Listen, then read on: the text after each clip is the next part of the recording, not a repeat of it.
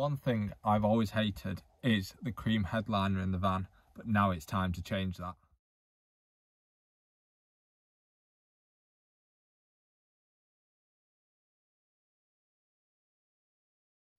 I've got this whole big plan for the interior, but the first thing I'm going to focus on is the headliner, and today we're going to dye it black. I've wanted to dye the headliner black just because I think it makes it look so much better than a cream headliner. Makes the interior feel more premium, darker, and I much prefer it. I've had a few cars with black headliners before and I've really liked it. And I don't like the cream, it gets stained easily. It just looks a bit rubbish in my opinion, so we're going to dye it black.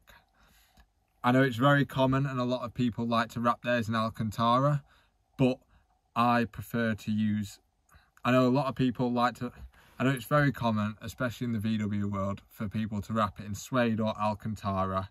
And I think on some vans that looks great. But I think for my van and my personal preference, I want to dye the current headliner as it is, as I like that OEM look, or the OEM plus look as it will be in this case. But let's get on with stripping this headliner down. Move down here so I get myself in frame. First plan is we need to take off the curtains so we can get access to this strip here and then the bits down the B pillar here. So we'll take this off, take these top B pillar bits out, and then we need to get the lower B pillar bits, which are down here, and I'll show you in a second. We'll concentrate on these first, because after that we're definitely going to have to take this seat out, and we might have to take this seat out, which I don't want to do right now. So we'll do these first. So that is the strip off and the curtains off, and then you can see I've started to unclip it here. So it's just trim clips here. Sometimes the trim clips stay in, you can just pull these out after, and sometimes they come out with it. So I've just started to unclip this one here, but it's being held on by your seat belt. So now we need to take this cover off to take the seat belt off here. It's exactly the same on this side as well. This one will be a bit harder to access. We'll try and get this top one off before we have to take the seat out in order to remove these bottom B pillar trims.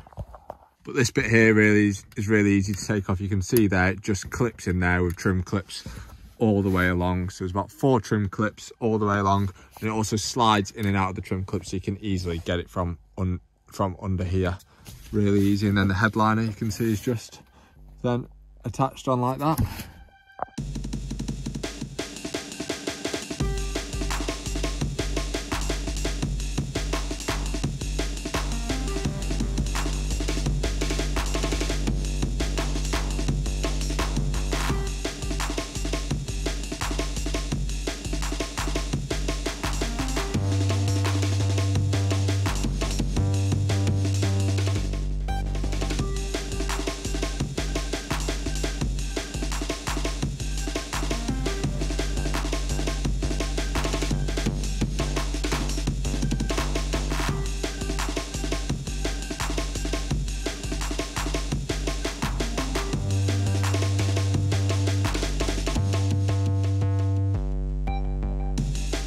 So now that we have the seat emptied out inside, we're able to start unbolting down here.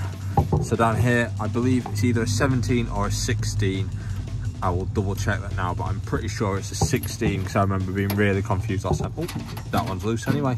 So they're all not like that.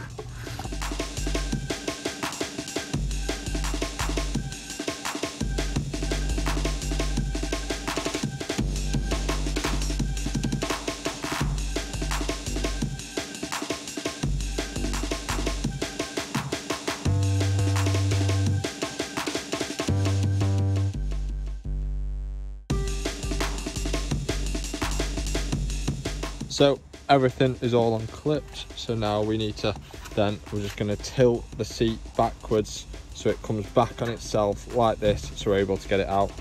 It does just miss the bed, so we should be fine with that.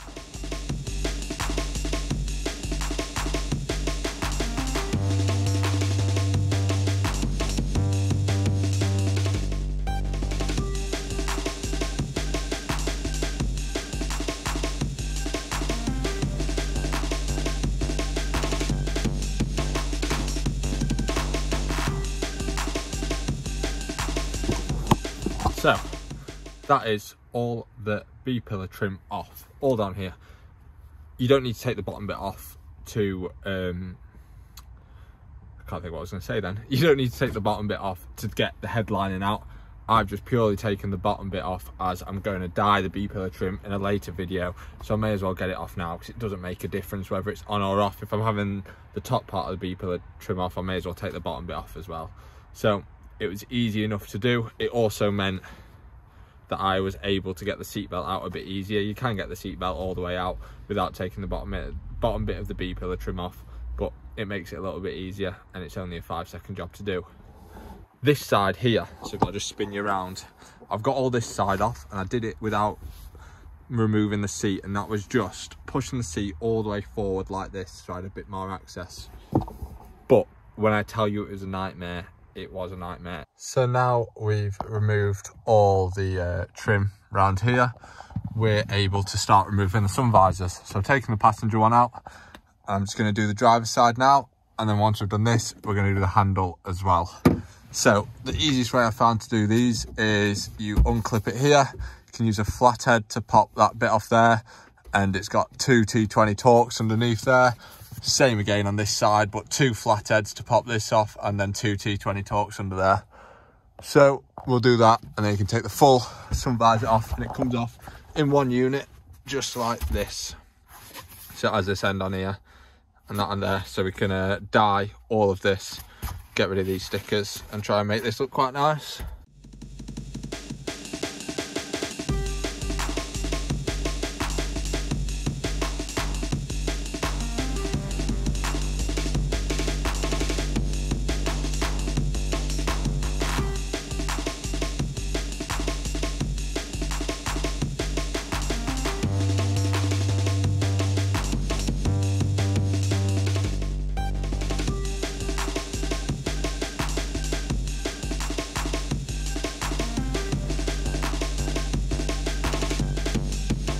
So now this grab handle is off. You can see we can able to prise it down on both sides, but we're still being held in by the A pillar and then this unit here. So I'm not sure how to do this, I'm just playing around with it, but if you get a small flathead screwdriver, sorry, you're able to put in, pry these out, and these just pop out really easily. And you can see you've got the connections here, and then inside of here you can see you've got little screws which connect to the metal part of the van here, so then we can unscrew these to pop this whole unit off. This one, as I'm aware, is welded in. It's not, I say welded in, plastic welded in. It's not easy to pry out, so I'm going to leave that one as it is, as I don't think that needs to come out yet. But for these ones, I'm going to pop this one out and this one out now.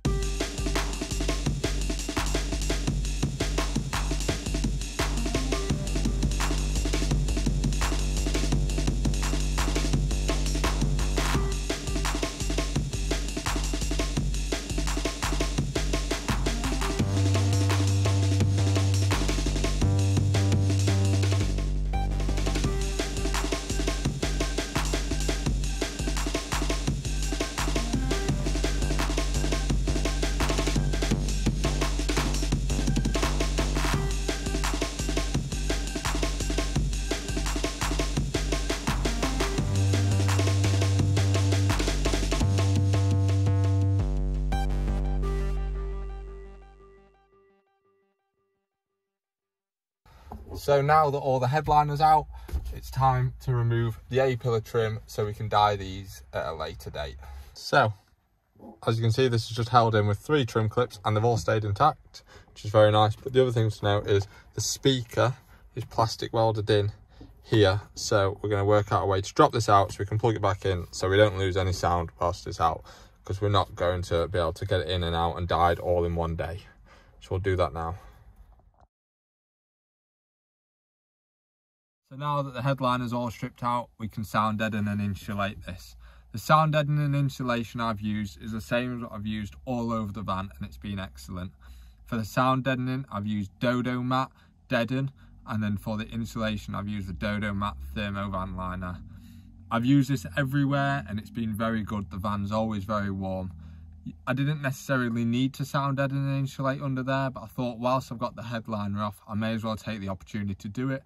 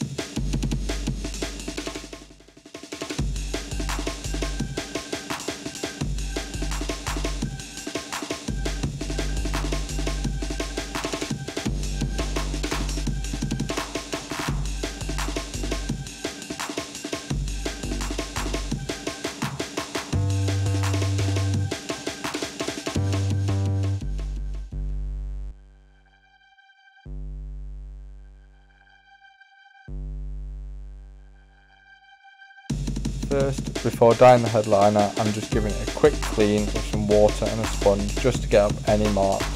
It also says to lightly spray the headliner in water before you use the dye, so this is acting as that as well.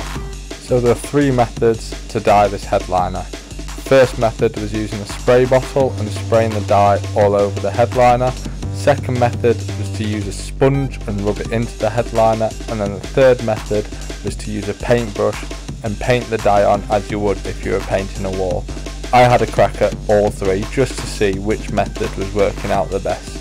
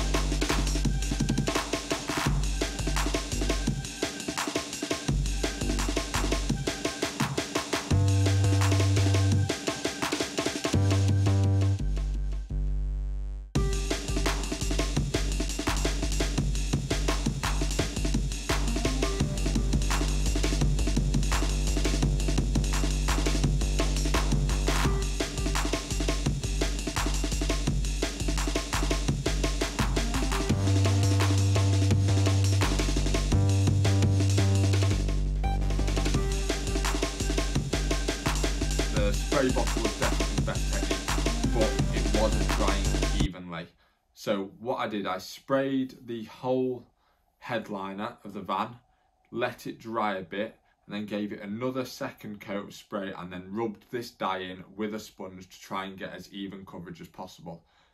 And it was looking great until I let it dry. So I let it dry laying flat, which was fine, and then read somewhere that it dries much quicker if you stand it on its end.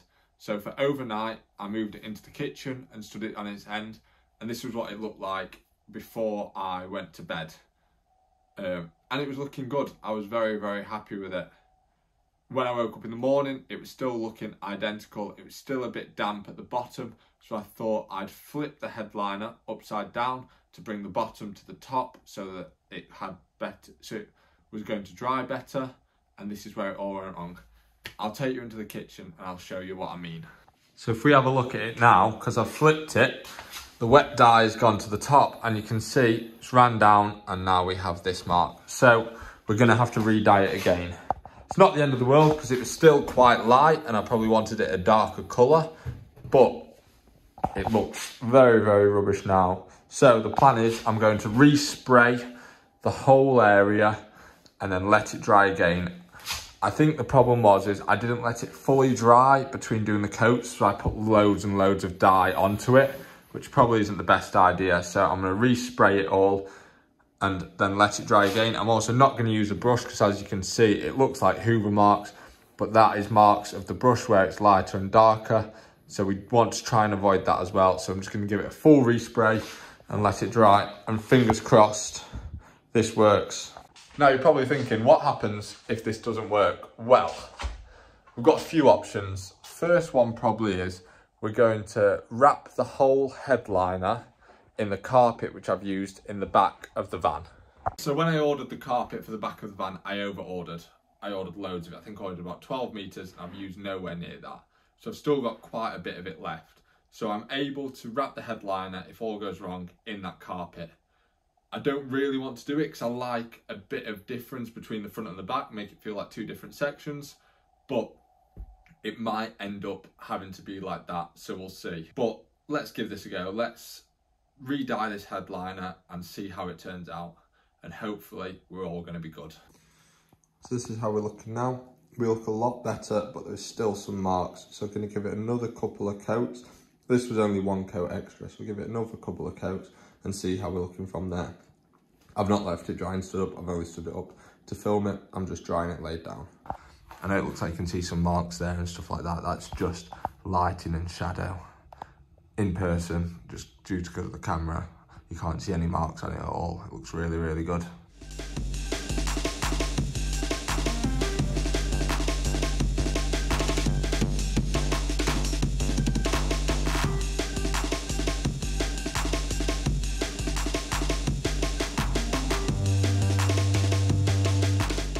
And that's the headliner done, and I absolutely love it.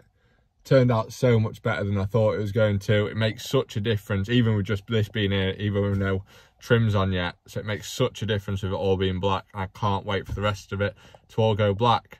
So in the next couple of videos, we're gonna black out the A pillar trims and the B pillar trims, all the handles, the sun visors, everything. We're gonna black out all this interior and then sort out a nice strip to interface between the carpet back here and the new headliner here. We're gonna make it look awesome. So thank you very much for watching. If you've enjoyed this, drop a like, subscribe to the channel because it helps out massively, and be sure to check out my other videos on this van conversion. See you next time.